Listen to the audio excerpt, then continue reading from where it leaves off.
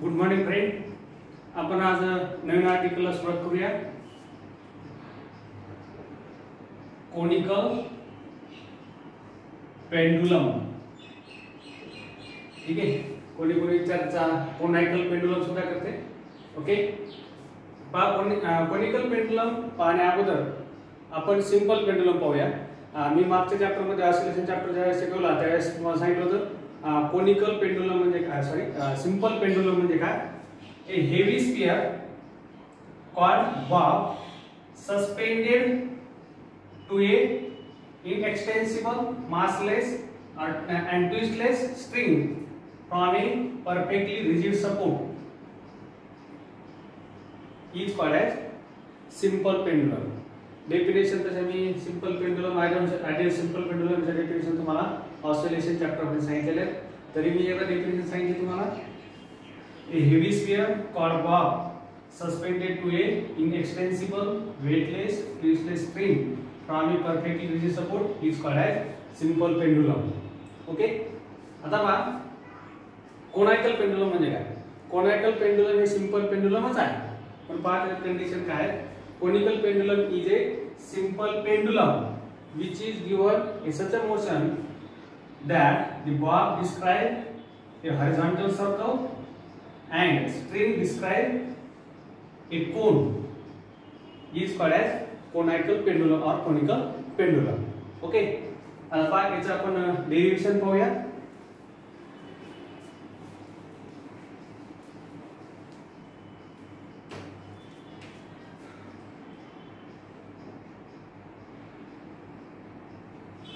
Consider a bob having mass m revolving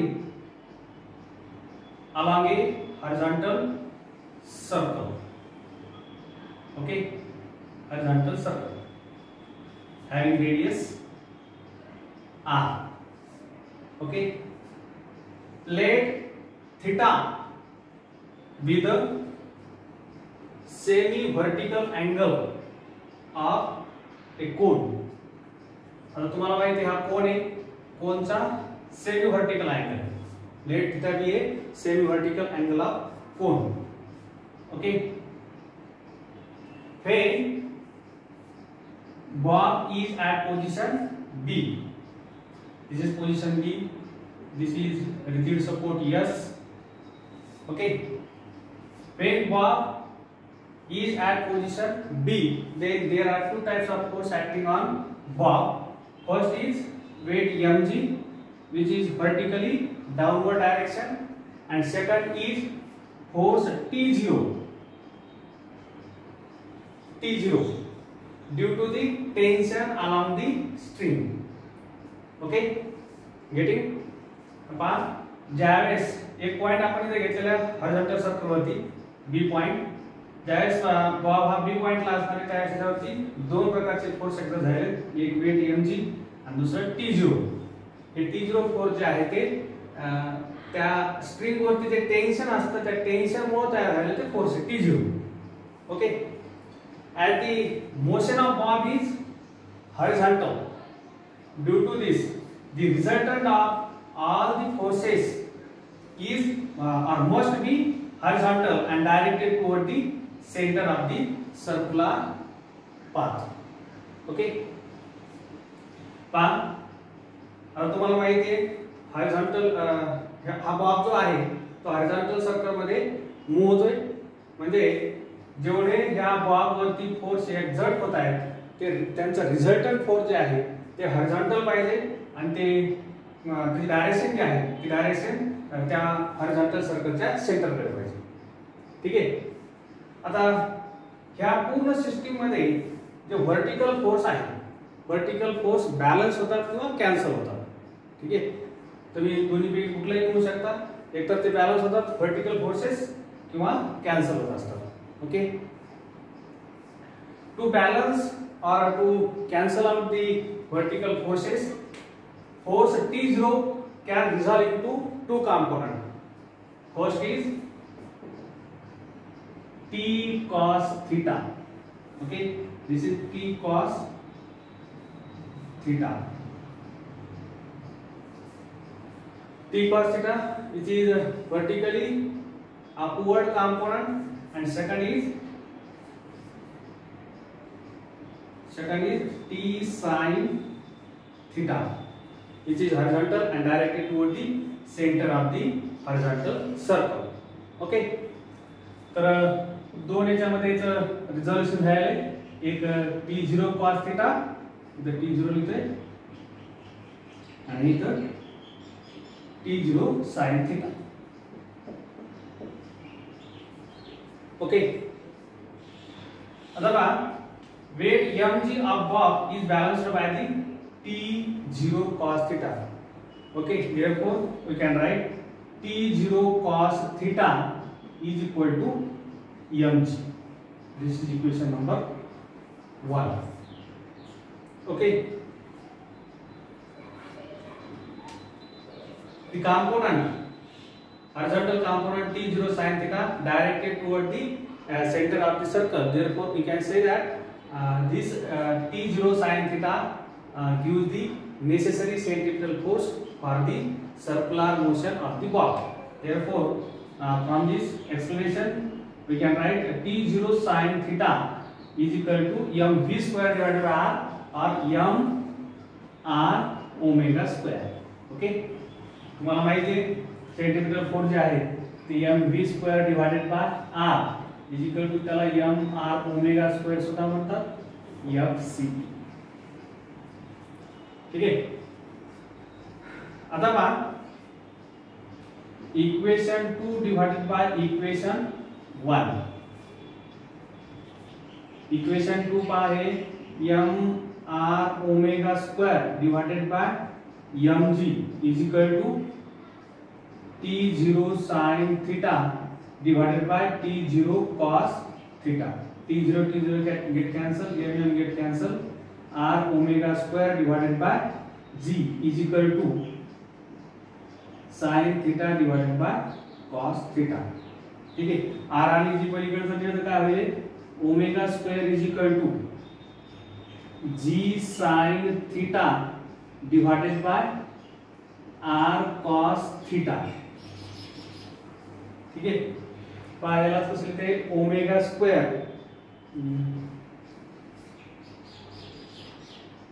okay. त्याच्यावर बघा जसं आपण आता इथं रिझोल्यूशन केले मगाशी सांगायचं लक्षात नाही राहिलं म्हणजे पहा थीटा आणि हा थीटा हे तुम्हाला माहिती आहे सेमी व्हर्टिकल अँगल आहे आणि हा अँगल अल्टरनेटिव्ह अँगल्स आहेत म्हणजे इक्वल असतात, बरोबर आहे. आता रिझोल्यूशन कसं होतं हे मॅथमॅटिकली तुम्हाला याच्या अगोदरही बऱ्याच वेळेस मी सांगितलंय, तरी जर सांगितलं तर पहा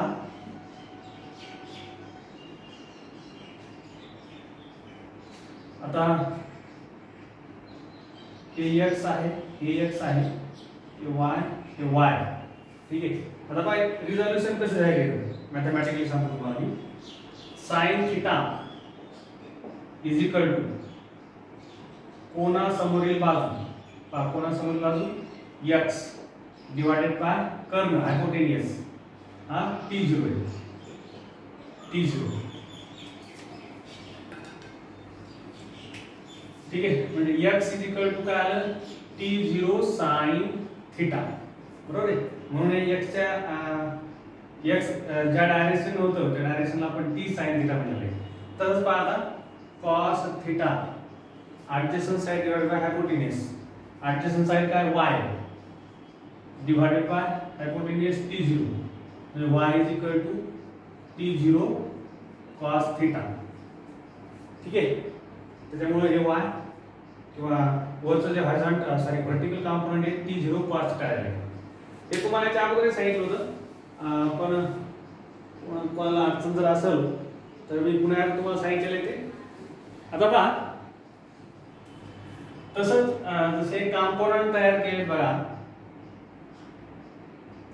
रिझल्ट झाले. आता इथे बघा इथं ते कॅपिटल एल जे आहे ते capital L length of pendulum आहे. ठीक आहे, इथून पॉइंट ऑफ सस्पेन्शन पासून ते बॉब पर्यंत डिस्टन्स म्हणजे आपण त्याला लेंथ ऑफ पेंडुलम म्हणतो, जे की आपण ऑसिलेशन या चॅप्टर मध्ये बघितलेलं आहे. ठीक आहे, आता पहा हे एवढं डिस्टन्स जे आहे किंवा एवढं डिस्टन्स जे आहे ते रेडियस ऑफ हॉरिझॉन्टल सर्कल आणि हे जे आहे ते हाईट आहे, बरोबर आहे. आता पहा याचे आपण काय करूया, sine theta is equal to कोणासमोरील बाजू अपोजिट साइड कुठली आहे आर आहे डिवाइडेड बाय कर्ण हायपोटेन्यूस एल आहे, म्हणजे याला आपण आर इज इक्वल टू हे जर इकडे दिलं तर एल साइन थीटा, म्हणजे रेडियस जे आहे आर त्याला आपण एल साइन थीटा लिहू शकतो. पण आता दुसरं लिहितोय मी cos theta is equal to कोणा लगतची बाजू adjacent side H divided by hypotenuse L, म्हणजे H is equal to L cos theta. म्हणजे हाईट जी आहे ते हाईटची व्हॅल्यू काय एल कॉस थीटा आणि रेडियस जी आहे रेडियसची व्हॅल्यू काय एल साइन थीटा आहे. ठीक आहे. आता पहा देअरफॉर आपल्याला हा डाटा यूज करायचा आहे, तर r is equal to since r is equal to l sin theta. Okay, therefore this equation become omega square is equal to g sin theta divided by l sin theta into cos theta. Sin get cancel, इधर क्या आता है g divided by l cos theta omega square. आणि त्यालाच omega is equal to square root जर घेतला आपण तर omega is equal to under root g divided by l cos theta. ठीक आहे. आता पहा इथं आपण पिरियड काढूया, period of revolution of bob. तर पहा ओमेगा इज इक्वल टू तुम्हाला माहिती आहे ओमेगा इज इक्वल टू 2 पाय डिवाइडेड बाय टी आणि ओमेगाची व्हॅल्यू आता जस्ट आपण काढलेली आहे g divided by l cos theta. ठीक आहे. आता जर समजा आपण हे 2 पाय डिवाइडेड बाय टी जर घेतलं, ऑलरेडी आपण ओमेगा घेतलं, तर तुम्ही इथे लिहू शकता since t is equal to 2 pi by omega, derivation मध्ये असं लिहू शकता त्याच्यावरून. आता पहा आपण t जर इकडे नेला आणि हा भाग इकडे जर आणला तर काय होईल 2 पाय हे काय होईल l cos थीटा जे आहे इकडे डिनॉमिनेटर मध्ये होतं, इकडे आल्यानंतर ते न्यूमरेटर मध्ये जाईल, म्हणजे पहा l cos theta divided by g is equal to t. ठीक आहे. म्हणजे आपलं t इज इक्वल टू आणि t is equal to 2 pi under root l cos theta divided by g. Okay. हे इक्वेशन भेटलं आपल्याला याचं पिरियड ऑफ कोनायकल पेंडुलम किंवा period of bob in conical pendulum. ठीक आहे. याच्यावर तुम्हाला फ्रिक्वेन्सी सुद्धा काढायची आहे, frequency of revolution n is equal to 1 by t is equal to याचं काय होईल रेसिप्रोकल होईल, म्हणजे 1 डिवाइडेड बाय 2 पाय आणि याचं सुद्धा रेसिप्रोकल होईल g divided by l cos theta. ठीक आहे. तर तुम्हाला विचारलं तर या पिरियड ऑफ कोनायकल पेंडुलम पर्यंत तुम्हाला विचारल्या जाऊ शकते. ठीक आहे. तर पहा हे मी जेवढं सांगितले तुम्हाला I hope you can understand. पण पुन्हा एकदा तुम्हाला समजून सांगतो बघा कोनायकल पेंडुलम म्हणजे काय, तर कोनायकल पेंडुलम म्हणजे सिंपल पेंडुलमच, पण त्याच्यामध्ये त्याच्या मोशन मध्ये बॉब जो असतो तो हॉरिझॉन्टल सर्कल डिस्क्राइब करतो आणि जी स्ट्रिंग जी असते सिंपल पेंडुलम मध्ये ती स्ट्रिंग काय करते कोन डिस्क्राइब करते. हा जो कोन दिसतो तुम्हाला, ठीक आहे, हे कोन डिस्क्राइब करते, त्यावेळेस त्या सिंपल पेंडुलम आपण कोनायकल पेंडुलम म्हणतो. ठीक आहे. आता पहा आपल्याला डेरिवेशन तयार करण्यासाठी आपण काय केलं, एक बॉब कन्सिडर केला, त्याचा मास m आहे आणि तो हॉरिझॉन्टल सर्कल मध्ये रिव्हॉल्व होतो. ठीक आहे. समजतंय. पहा हा थीटा जो घेतलेला आहे तो थीटा सेमी व्हर्टिकल अँगल आहे. S जे आहे इथं S ते रिजिड सपोर्ट आहे. पहा आता इथं एक पोझिशन घेतलेली बॉबची त्या हॉरिझॉन्टल सर्कलवरती बी पोझिशन. आता पहा ज्यावेळेस बॉब हा बी पोझिशनला असतो त्यावेळेस त्याच्यावरती दोन फोर्सेस एक्झर्ट होतात. एक आहे वेट mg जे डाऊनवर्ड डायरेक्शनला आहे आणि व्हर्टिकल आहे, आणि दुसरा आहे अपवर्डला फोर्स T0 जे फोर्स T0 हे कशामुळे तयार झालं असते, हे टेन्शन जे आहे स्ट्रिंग वरती त्या टेन्शन मुळे तयार झालं T0. हे दोन फोर्स एक्झर्ट झाले असतात. आता पहा आपण सांगितलंय की बॉब हा हॉरिझॉन्टल सर्कल मध्ये रिव्हॉल्व होते. आता जर हॉरिझॉन्टल सर्कल मध्ये रिव्हॉल्व होत असेल तर पहा याचे जे रिझल्टंट फोर्स आहे त्या सिस्टीमचे जेवढे रिझल्टंट फोर्स आहे हे सर्व फोर्स याचे रिझल्टंट फोर्स हे हॉरिझॉन्टल पाहिजे ते एकतर, आणि त्याची डायरेक्शन जी आहे ती टुवर्ड दी सेंटरला पाहिजे. ठीक आहे, पुन्हा एकदा सांगतो मी, जर समजा बॉब हा हॉरिझॉन्टल सर्कल मध्ये मूव्ह होत असेल तर त्याच्यावर एक्झर्ट होणारे सर्व फोर्स याचं जे रिझल्टंट असतं ते रिझल्टंट फोर्स हे हॉरिझॉन्टलच पाहिजे आणि त्याची डायरेक्शन ही toward the centre of the circular motion पाहिजे. ठीक आहे, आता पहा आता येथे जे व्हर्टिकल फोर्सेस आहेत ते व्हर्टिकल फोर्सेस बॅलन्स होतात किंवा कॅन्सल आउट होतात. दोन्ही वर्ड बरोबर आहे, बॅलन्स होतात किंवा कॅन्सल आउट होतात. ठीक आहे, आता हे जर कॅन्सल आउट जर झाले नाही, हे इक्विलिब्रियम मध्ये राहिले नाही, आपण काय म्हणलो, बॉब हा हॉरिझॉन्टल सर्कल मध्ये मूव्ह होतो. जर समजा व्हर्टिकल जे फोर्सेस आहेत ते जर बॅलन्स झाले नाही तर तो बॉब हॉरिझॉन्टल सर्कल मध्ये मूव्ह होणार नाही. एक तर समजा mg जास्त झालं तर तो स्पायरल पाथनं किंवा लिनियर मोशननं तो टुवर्ड दी सेंटर कडे जाईल किंवा सरफेस ऑफ अर्थ कडे जाईल. दुसरं, जर वरचं कॉम्पोनंट जर जास्त झालं तर मे बी तो जो बॉब आहे तो वरती जाईल, म्हणजे बॉब हा हॉरिझॉन्टल सर्कल मध्ये फिरणार नाही. म्हणून पहा पुन्हा सांगते, जर समजा बॉब हॉरिझॉन्टल सर्कल मध्ये फिरत असेल तर त्याच्यावरती एक्झर्ट होणारे सर्व फोर्स यांचं रिझल्टंट जे आहे ते हॉरिझॉन्टलच पाहिजे आणि त्याची डायरेक्शन ही टुवर्ड दी सेंटर पाहिजे. ठीक आहे, आता पहा हे बॅलन्स करण्यासाठी हे व्हर्टिकल फोर्सेस जे आहेत ते बॅलन्स करण्यासाठी इथं T0 जे आहे फोर्स T0 जे टेन्शनमुळे एक्झर्ट झाले ते T0 चे दोन कंपोनेंट मध्ये रिझोल्यूशन केले.